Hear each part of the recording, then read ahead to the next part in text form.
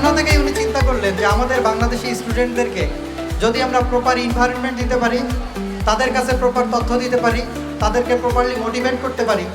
তাহলে হয়তো আমাদের বাংলাদেশি স্টুডেন্টরাই একদিন বিশ্বজয় করবে। এই জন্য আমাদের ভালো একটা সার্কেল মেনটেন করা লাগবে, যেন আমরা ভালো জায়গায় যাওয়ার পাশাপাশি ভালো মানুষ হইতে পারি এবং আমার থেকে যে ফ্যামিলির এক্সপেকটেশন, দেশের যে এক্সপেকটেশন এবং সমাজের যে এক্সপেকটেশন, সেটা যেন আমি পূরণ করতে পারি।